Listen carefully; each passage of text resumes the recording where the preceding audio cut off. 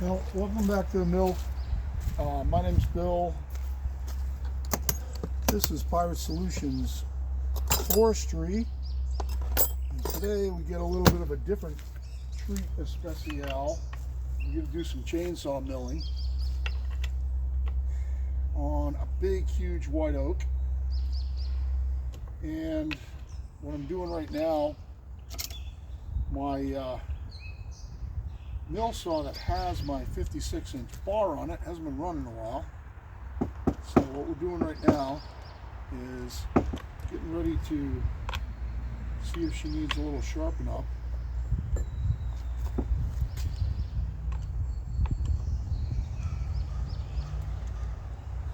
This is going to be a weird video just because I'm going to be doing a bunch of different things here.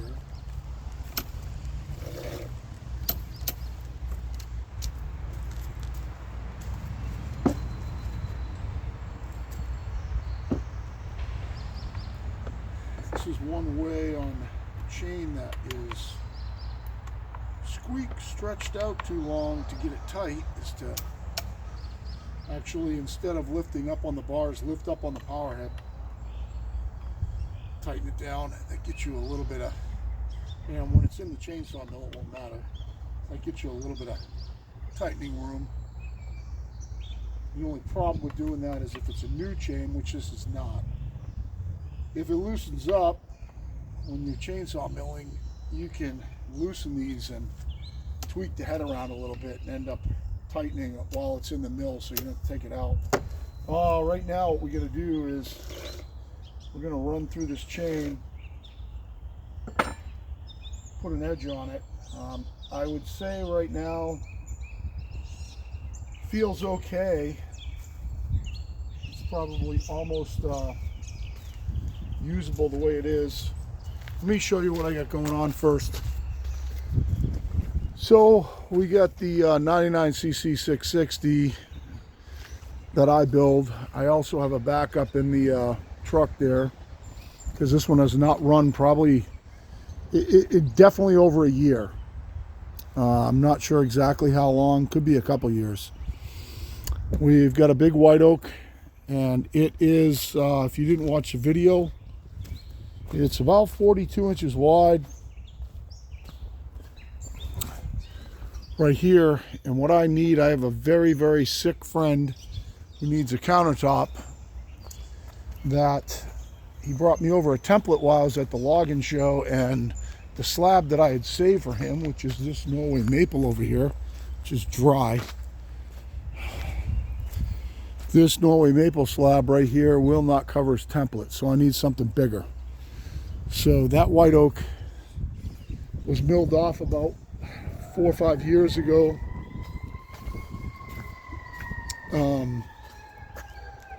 It's pretty dry. I did check it with my level to make sure it was still flat. It's perfectly flat. So I was gonna put it up on the mill and mill it with the chainsaw up there, but I think I'm just gonna leave it right on the ground, right where it is. I like how it's angled downhill. That'll kind of help a little bit. And then I don't have to move the slabs very far to do it. I'm gonna pause you for seconds, ambulance or whatever. Yeah, it was a fire truck. Oh, there it is again. So what I'm gonna do is I'm gonna go through and sharpen this. Thought it might be interesting. You know, maybe I'll just sharpen one side. This is 56 full comp. I believe it's 130. I can't remember. 103. I can't remember off the top of my head how many drive lengths the 56 is. I think it might be 165.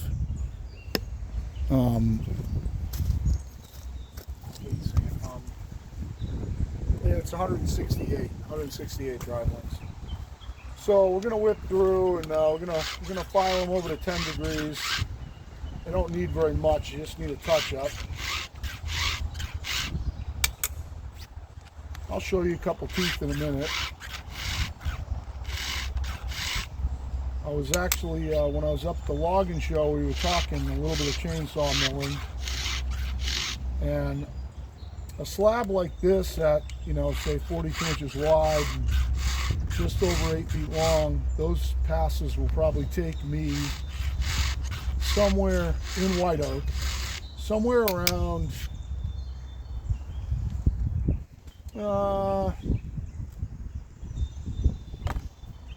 I don't know, 8 minutes maybe a pass. And I was talking about with the factory reps in Norwood how, you know, when you see the stuff online, how you have to take it with a grain of salt. And that is that when I see chainsaw milling guys on the chainsaw milling page, you know, talk about how, oh, it took me a half hour to make this cut. Now, first of all, it's never taken me a half hour of my life unless I had hit metal and had to change chains or something like that, and you count that as part of the time. Even with a 56, even on stuff that's pretty long, I've never made a pass that took that long. And I think that it comes down to this. I think it comes down to sharpening. That people are just so inept at sharpening that they just can't get. Oh, wow. What's going on there with that one?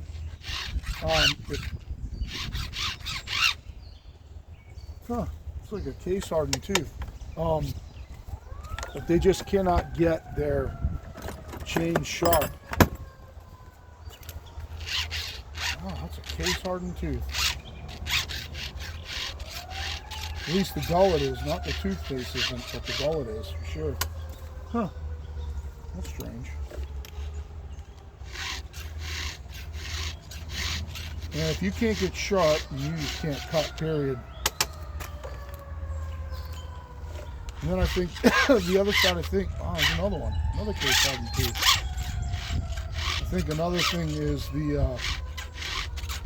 comes down to getting your raker set, your drag set. Oh, that's weird. I've never seen that before.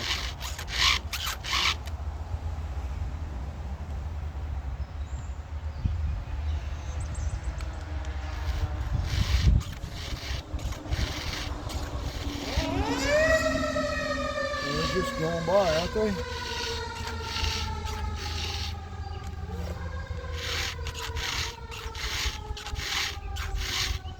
I'll show you in a second what a couple of these teeth look like. Just going to rip through some of it, so I'm not here all day.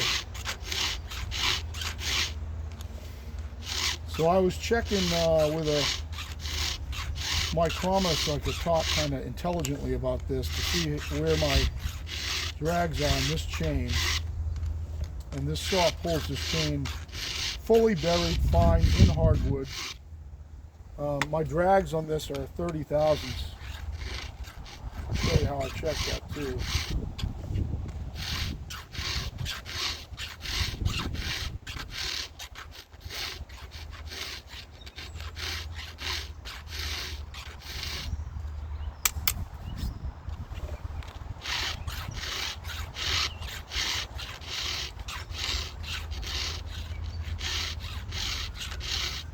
So I'm filing these over at 10 degrees.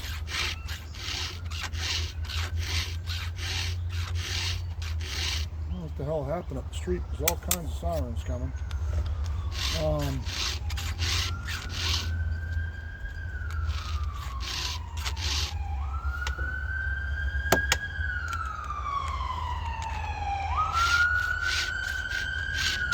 making sure that my cutting edge is sharp, which is the most important thing, because this chain's in pretty good shape.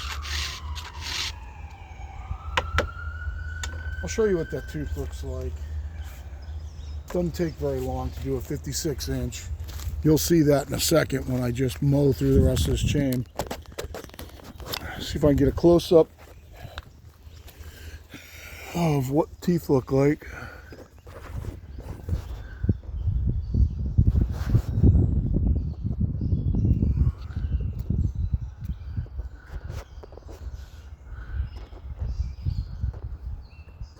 These are really nice.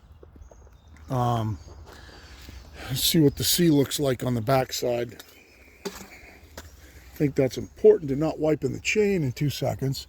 So I just did this one right here where my finger is. So the C is, I'd say it's a perfect C. So that's perfect rake. That's called rake. The lead angle on the tooth like this. It's not super aggressive. It's not beaky. It looks really good. So that's kind of what we're shooting for. Let's just check the next one right here. Yeah, it looks really good. That's nice angle. Should hold its edge pretty well.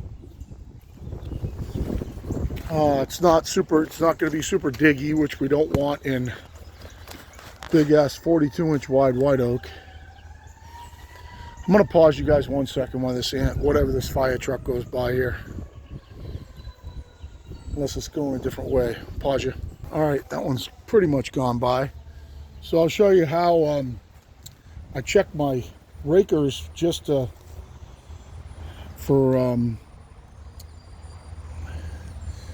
tell you where they are. All right, so what I got is I got a depth mic here.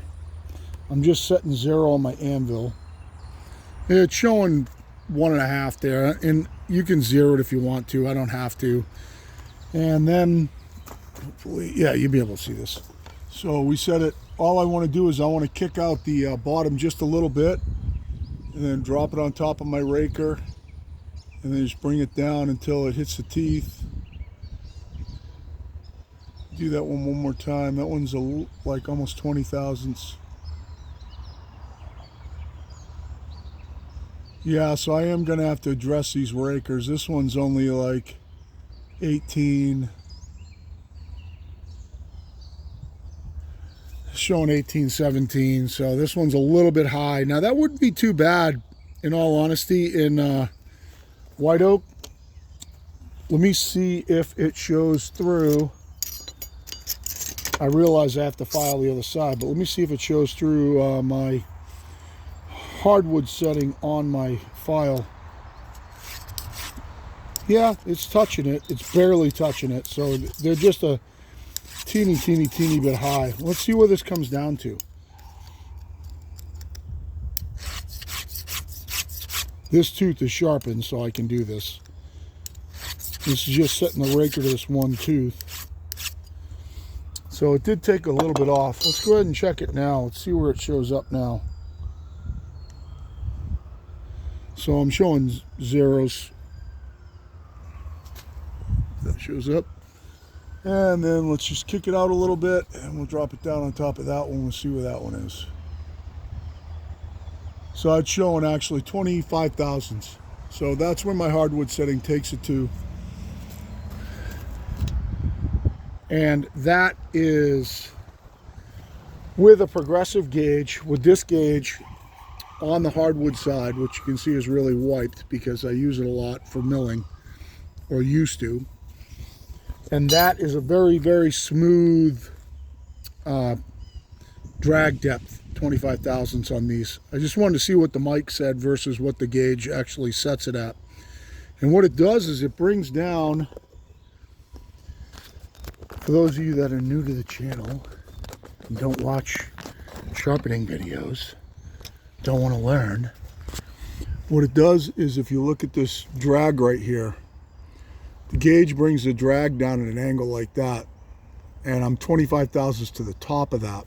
So the distance between the top of this working corner right here and the top of that drag is 25 thousandths. This is 25 thousandths higher. So it'll make a 25 thousandths thick chip or depth cut when it cuts. And this is the important part.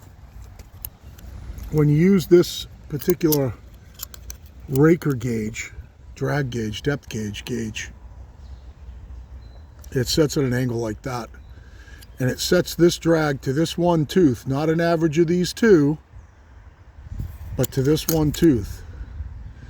Which means that you don't have to have all these teeth the same size, because each individual tooth is going to cut specifically to the same depth. When you set them all with this, every tooth will cut to the same depth regardless of its size. And that's important. If you don't Believe me, you don't know what you're talking about. If you think that all your teeth have to be the same size, you're foolish.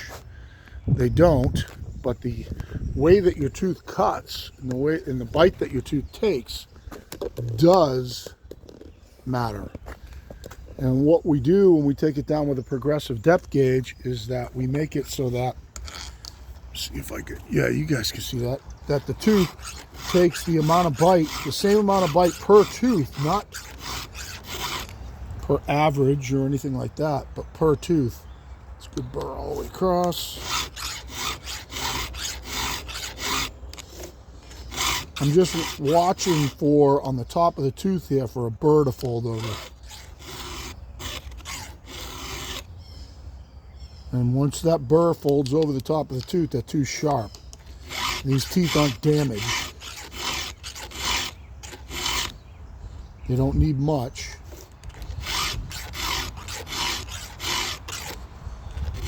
Oops, hold out.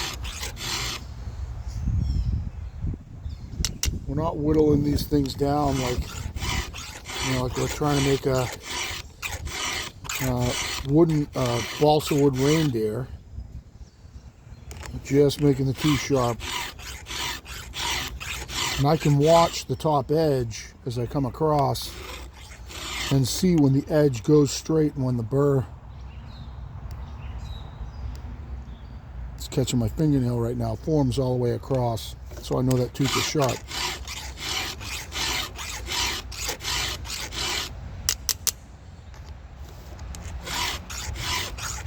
And I'm just trying to get them about 10 degrees. I mean, I know by eye from doing it 9,000 times what 10 degrees looks like. If you don't know what 10 degrees looks like, and you think you need to get one of those special sharpeners or something like that, I'll show you an alternative. And what taught me in the beginning to get that 10-degree angle. You do not need to count your strokes. Oh, I'm almost done with this side, actually. Let me finish this side, and then I'll show you the gauge that you can use. Very simple gauge to, let's get some hardening in the bottom too. And this file is probably starting to get a little warped. Hear that skipping down there. That's good.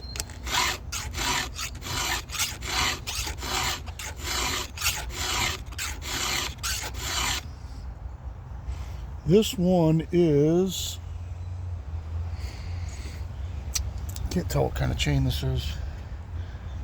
Can't really see in the light real good. I think it's a Carlton, I'm not sure.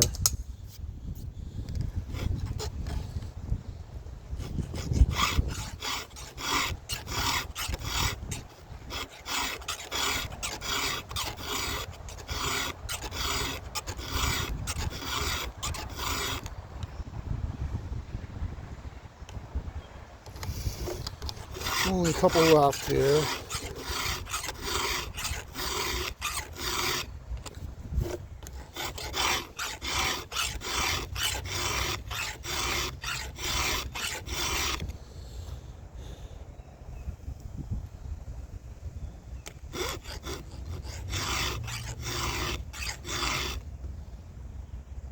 All right, that's one whole side. So what I was going to say, if you're not used to doing 10 degrees, you can get yourself one of these, and you need to get one that has a 10-degree mark on it. You see that right there. It's got 10, 25, it's got 30. And basically what you do with this one is you line up, you need a left one and a right one if you don't want to have to disassemble them. Let me just grab one out of my pack here. So you need a left one and a right one where the angles go in different directions.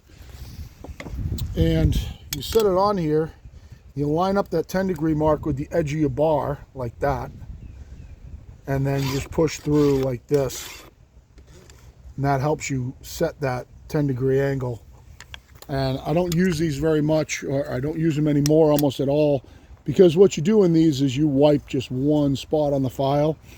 So what I used to do is when I used a spot on the file, I would make a Sharpie dot on it, and then I would turn it so I could use up the whole file. So you can see that black dot right there. That means that I used that section which was on the bottom at one point, and I dulled it, and then I put that mark, and then I turned it to get a fresh spot on the file. But once you learn what 10 degrees looks like that right there, that's pretty good. You don't need any more than that. You know, you can make them all look the same.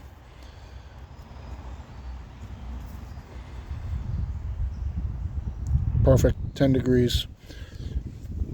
And it doesn't really matter if they're a little more or a little less. So if they're 12 or even 15 or 5 or 8, it doesn't really matter. It just matters they have some positive flame angle. And the angle on the tooth that's this direction, the 25, the 30, 25, or the 10, that's the flame of the tooth. And all you need is for it to be consistent. Not consistent, close. Doesn't need to be perfect. We're going to set the saw, and move the saw, you can see, because I like to file my backside from this direction here. See if I have enough room on my bench here to get my saw set up right. Got the saw falling off. It looks okay. I think I can do it from here.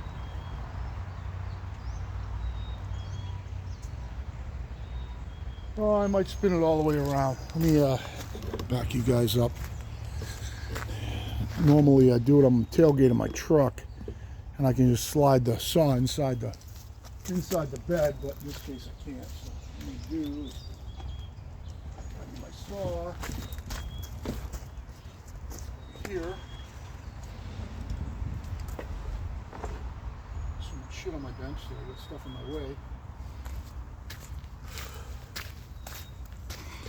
And I'm going to file the other side. Get you guys a close-up view. Just so you see that it's not that hard.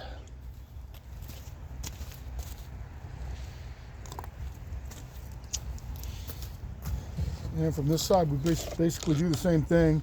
I'm just pushing into the tooth here. I got to get my mill out of the way here. You change your angle just a little bit so you're not right behind my arm. There you go.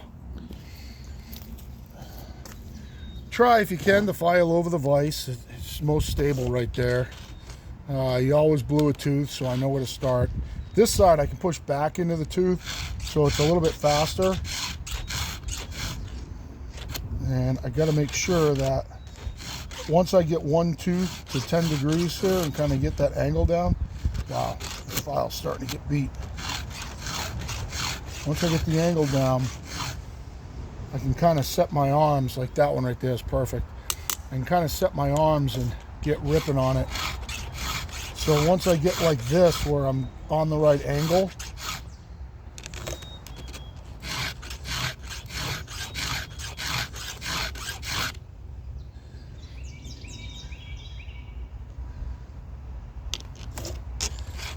you can kind of rip through a whole bunch of them at one time.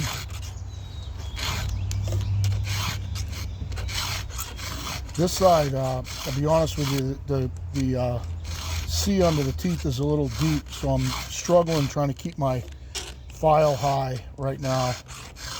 I don't want to undercut these teeth and end up with too much hook. And I can see the cutting edge just wipe off because it's so undercut. The cutting edge is pretty thin, so it's really easy to file across it to sharpen the cutting edge because there's too much file underneath them. I mean, it files instantly. It only takes like 2 or 3 like medium pressure swipes.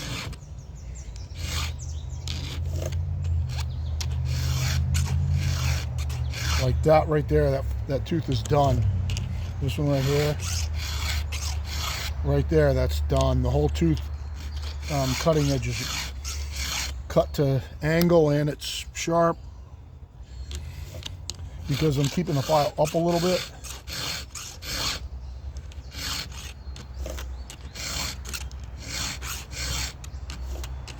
So this side is not taking much at all.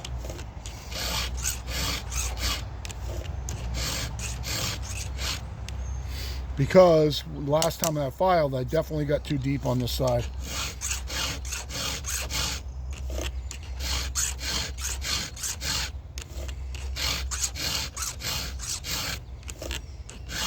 As soon as I see the cutting edge file up, clean up, I just go to the next tooth.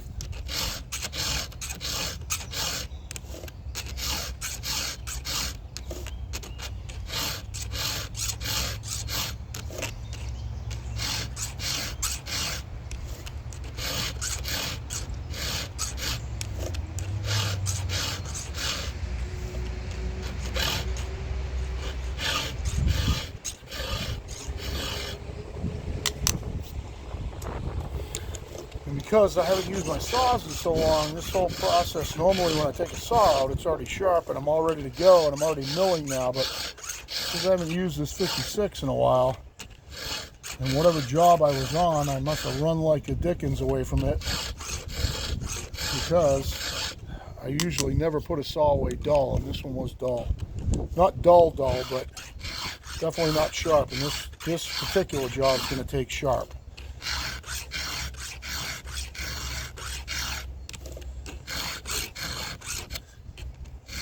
And I am lifting up on the file right now, just so you know. I know that you see some guys like Buck and Billy Ray say, you don't lift up on the file. Well, you do it in this case where I've gotten too deep into this gullet, and I don't want to create a huge C. If you want to take some of the C out of the tooth, you've got to lift up on it.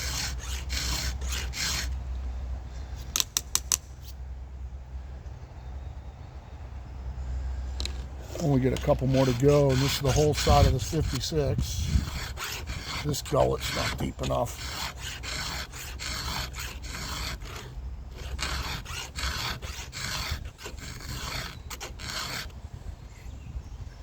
Yep, perfect. Two more.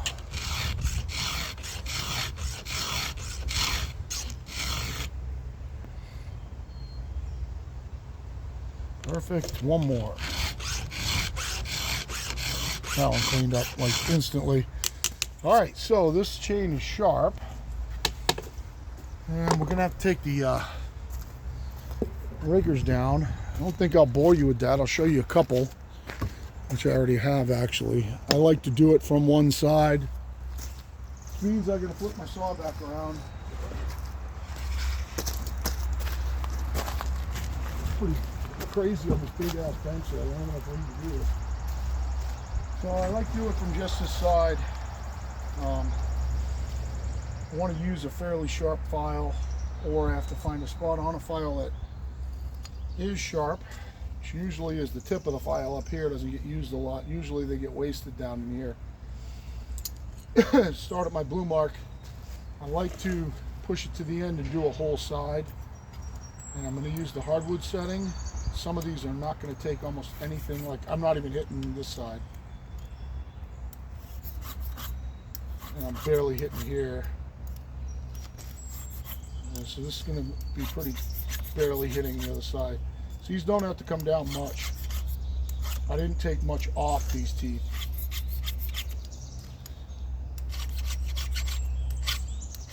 Let me make sure your view is okay. Yeah. Then I'll get you over here.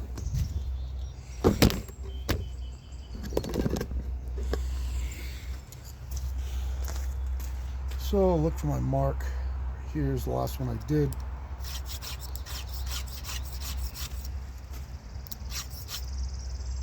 Like I said, they're barely coming down. But I'll just rip through this whole side. Maybe you'll be able to stay on long enough to watch the whole thing. And I'll pause you guys until I get set up in the mill.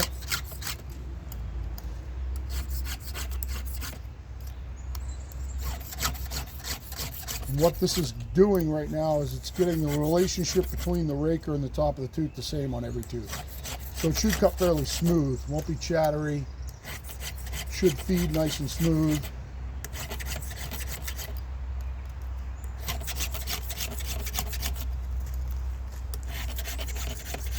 This is just dusting off the top of these rakers. It's very important with a bar this size and with a cut this width to do this. Doesn't matter so much on smaller bars like 36s and stuff like that. I don't know if you're cutting in pine, but it's going to make a big difference in oak like this. It's hard. And if your chain's not set up well, then it's going to be a miserable experience cutting it. And what you're going to see, I think, is when I cut it, it's going to look like I'm walking through a party. It's going to look really easy and smooth and hopefully fairly fast.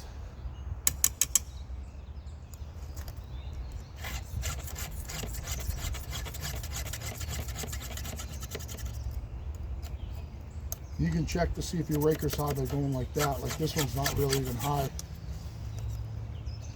You should probably only have to do this about once every maybe 3 filings. I apologize for not having my mic, but I lost my, somehow at the logging show, I lost my mic hookup to my phone. Do this whole one. And this is, like I said, this is barely taking anything off.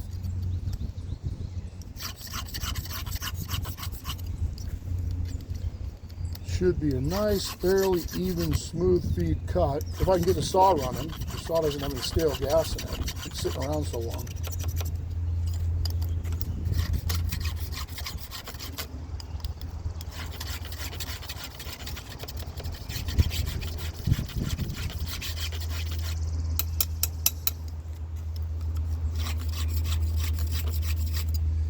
About people say, oh, I hate filing a 36, it takes so long. Well, try a 56. You know, I can do it fairly fast, especially if I wasn't videoing.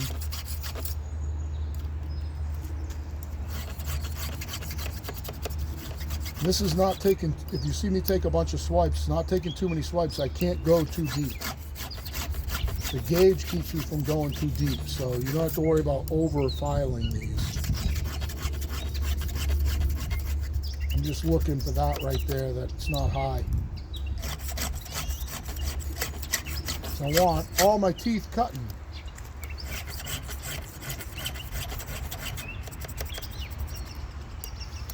And if I get these all down the same depth, they'll all be cutting, and they'll all be cutting the same.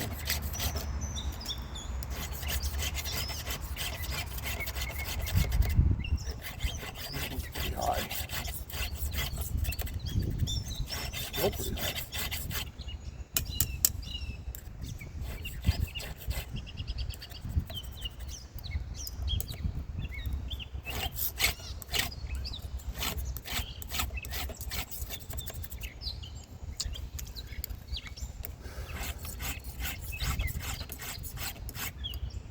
One of the things that makes me cringe more than anything else in the world is when somebody says, oh, all I do is take 2 swipes every 3rd filing. Yeah, that doesn't work. Might work if you're cross-cutting or if you're falling, but milling it does not work. Not if you want to mill and have it come out good. If you want a nice smooth cut, and you want your saw to cut fast and your experience to be nice, that does not work. What you're going to end up with is you're going to end up with milling is much more demanding than falling on teeth. Much more demanding on your setup. When you're cross-cutting, you know, you can get away with a lot. You can take these way down and not have a problem. Milling, you cannot. Like, I would not take these down to the softwood setting on this and mill a 42-inch white oak. It just would not be any fun. You'd be bogging the saw, it would be grabby, it would not work good. That's why I stay with the minimum. We've already measured it, we know it's 25 thousandths. You know, if you watch like Hot Saws or something like that, and he's testing saws, and he mics his breakers, and he's like, oh, these are down 50, 55. Yeah, well, this saw wouldn't cut at 55 thousandths deep and 42-inch wide white oak full comp. Wouldn't cut. You would not be able to pull a saw through the wood.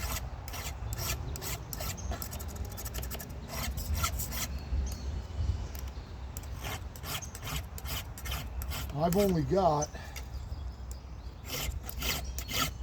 I think my minimum today is 3 cuts. My maximum, I think, is 4. That's all I have to make for the whole day. I think I can get through 3 cuts on this chain without filing it, which would be great. It's going to be 1 real fast cut, 1 decent cut, and 1 kind of slow cut, I think. Either way, on that big white oak, if you ever hear these people talking about I use 3 tanks of gas and they get I very, very, very rarely, even on a 56 like this, run into a log where it takes more than a tank of gas on a cut. I have milled 14-foot white oak with this bar, fully buried, that it took me a tank and a third, but very rarely do I end up with what I call more than a tank cut. Only got a few more teeth here. Almost done. What I'll end up doing is pausing you guys so you can see at least 1 cut. I know this is getting long. I know everybody just likes to watch milling. Hopefully, if I title this Rip Chain Sharpening, it's only going to pull the people in that want to see this stuff. If you struggle with sharpening rip chains, struggle with chainsaw milling, you're about to see maybe something that's foreign to you, because I do it so much, or used to do it so much, that I've become very, very good at it. I mean, I don't mean to toot my own horn or sound arrogant, but it's just the truth.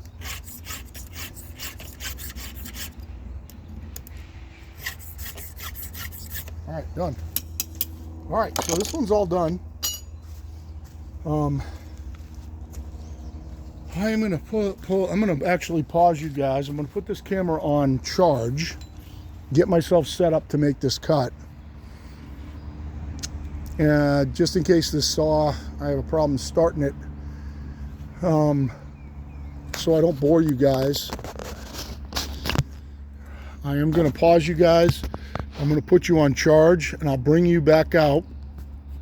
To you, it's gonna be 1 second, like just snap my fingers, and you'll be looking at me ready to go on that log. I'll get the bobcat backed out of there, get all set up, get the top of that log cleaned off, and get ready to make a cut. And get filled up and have everything set. The first cut that I'm going to make is going to be 3 inches thick.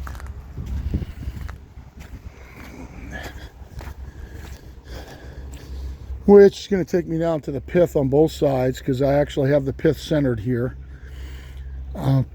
It's going to be a 3-inch thick cut, and then I think a 2-inch thick cut, and then a 3-inch thick cut, and then I might be done. We'll have to see what's left of the log at that point. That end down there is more thin, so let's pause you guys. I'll put you on charge, and I'll bring you back in a minute.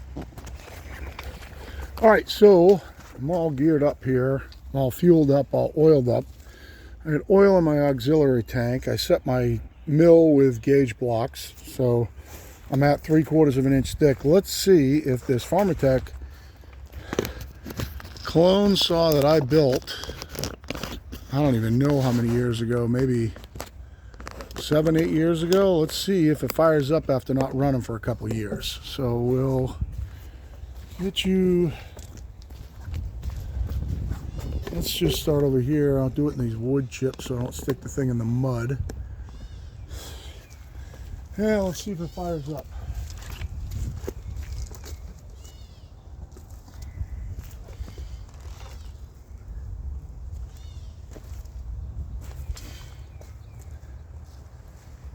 Pharmatech saws.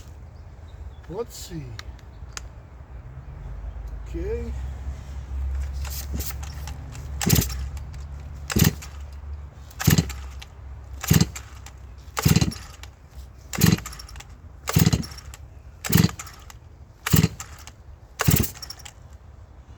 Let's hope.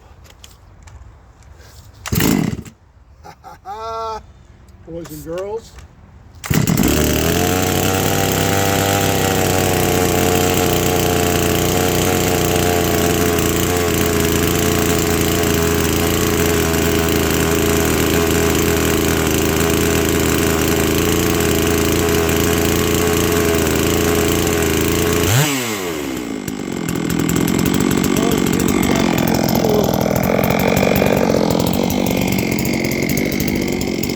Mill this bitch off.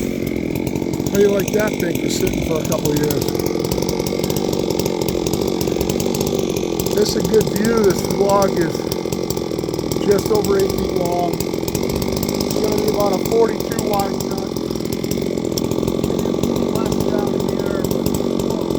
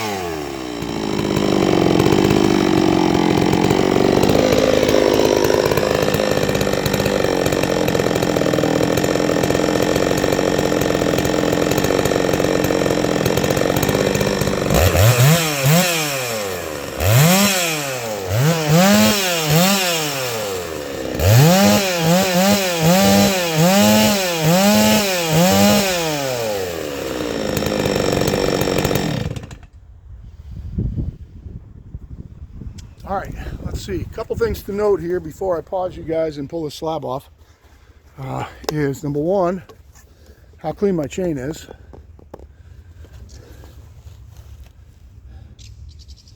Look at that chain, beautiful, clean. It's not all like dusted up and everything else. Number two, if you look inside there, you can see that my last few blips there, just making sure that the oiler is working on the 660 and it's oiling fine. So that oiler on that 660 saw will oil a 56. I could have run it without the auxiliary oiler. It would have just got hot. That helps, but those last few blips, just checking the oiler, you see all the oil in between, all the things, that's from the oil pump, not from what's coming out of the oil, the auxiliary oiler. So I'm going to pause you guys and we'll pull the slab off. We'll take a look at what we got. All right, I'm going to give you a quick look. Beautiful slabs here. I don't know if I can get the rays and the sunlight right without dumping water on it. There's all rays all down this side here. You can see them over there on that one. You see them on the other cut. You see them all up that side in the sunlight the way it is right here. Oh, let me get you.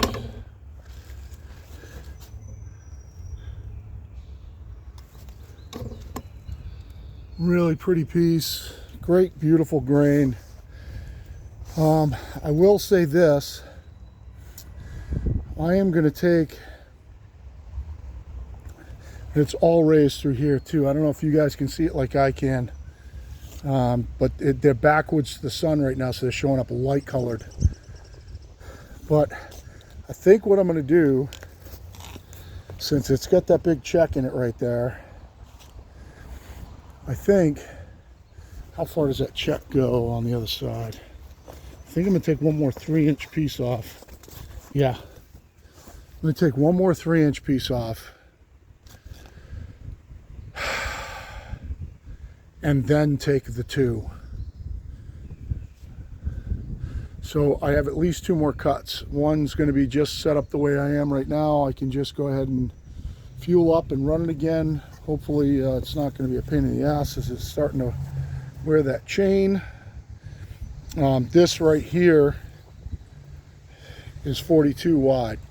It's not 42 wide down there, just to be clear. It's wide, but it's not 42 like this is here. I measured it on camera yesterday if you want to watch a video. So it does taper down a little bit, in case anybody wants to say, oh, it's not a 42-inch wide cut. Yeah, you can see the rays over there in the sunlight. So they're pretty pieces. I'm going to take one more 3. Yeah, it's got them all through this side, all the way down into that. These are going to be beautiful slabs. So for the 2-inch piece, I definitely think I want to take one more 3 first. And then take the 2. I'll probably shoot another video. If you want to make it easy on yourself, what you're going to do here is you're going to probably dust this chain off with a file at least after this next cut. I'll see how it cuts on the next one. I did not use a tank of fuel. Let me get my wedges put away here. Hold on one sec.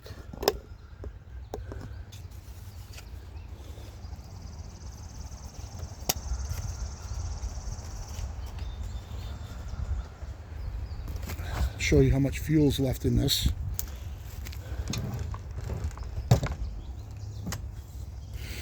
Come around here.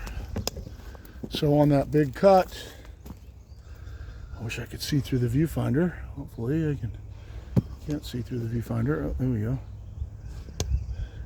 So you can see I got that much fuel left. So that was not a very long cut. I have to watch a video back, but I'm going to guess that was 6 or 8 minutes total. You know, I have almost at least 1/3 of a tank left. Hopefully you can see that. At least of 1/3 of a tank left of fuel. Get that dusted off. So, you know, these people that say, oh my God, I used 2 tanks of fuel on this oak and it took 40 minutes. I don't know why. You can see the rays really good from this angle right now in the sunlight over there. If you zoom in, and they're on this side too, just they're in a funny angle to the light. But so yeah, I mean, so you get to see, not only do you get to see the speed of cut and the mountain of chips, but here's smoothness of cut. You get zoomed in on my hand here. I can't see through the viewfinder with my polarized glasses, but this came out really, really, really smooth. I mean, beautiful. That's the smoothness that you can get without rocking all over the place and just letting the chain feed through the cut. Get you back a little bit. Oh, there, you can see the rays from this angle. Oh, up that side. Yeah, so that's the smoothest you can get too. And, you know, if you see the top slab there, I don't know how well it's going to show up, but, you know, that's unbelievable. It's pristine. Look at how good that cut is. You know, can you see some saw marks? Yeah, barely. You can tell where I stopped. So if you see right here, this is kind of where I stopped and started. But if you look at the rays in that, boy. It's beautiful. You can really, really see it here. It's all rays all through that end. So that's the smoothest of cut you can get. 56 inches wide with a chainsaw mill. And you can get a 6, I'm going to guess 6, just based on how much fuel I have left. I bet it was a 6-minute cut. That big a log in oak. Get it that smooth with what I did. So I hope, you know, that gives a little bit of validity to what I'm talking about. So I'm going to call this one a video and get set up to make another cut. Take another 3 off it, and then hopefully get our 2 for my very, very sick, cancer-riddled friend, Davey Corvo, Iggy. He's a really sick kid, and I want to give him the best product that I can. So this 2-inch slab is going to be the countertop in their house for their kitchenette, and I want to do a good job for him. So everybody keep Iggy in your prayers, and for now, I will shoot another video probably, but this Pirate Solutions out.